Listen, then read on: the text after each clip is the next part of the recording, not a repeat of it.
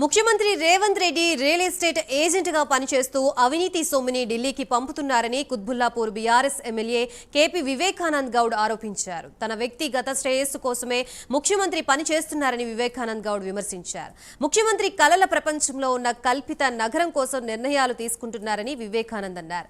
ప్రజల డిమాండ్ ఉన్న ప్రాంతాల్ని విస్మరించి ఊహా నగరానికి మెట్రో తీసుకువెళ్లాలని అనుకుంటున్నారని, రియల్ ఎస్టేట్ దందా కోసమే మెట్రో కనెక్టివిటీ చూపే ప్రయత్నం చేస్తున్నారని వ్యాఖ్యలు చేశారు.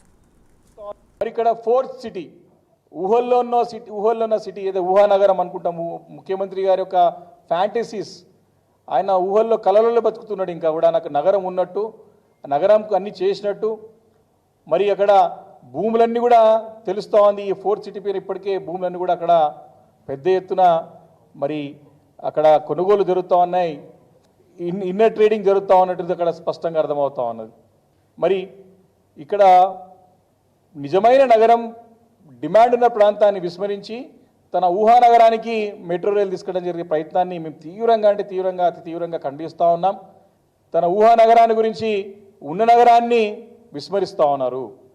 ఇక్కడ ఉన్న నగరాన్ని ఉన్న ప్రజలని మరి పూర్తిగా వారి గాలికి వదిలేసి ఎవరు లేని ఏమీ లేని కాగితాలకే పరిమితం, కాగితాలు కూడా కాలే, ఇంకా జస్ట్ ఊహల్లో ఉన్నట్టు నగరానికి మెట్రో తీసుకెళ్ళడానికి ప్రయత్నం చేస్తూ ఉంటే దేని గురించి చేస్తున్నారని చెప్పి ప్రశ్న ఉత్పన్నమవుతా ఉంది.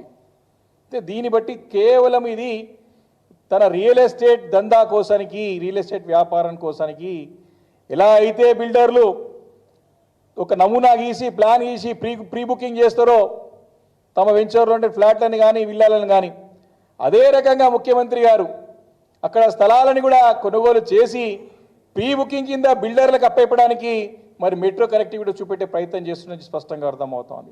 మరి ఇక్కడ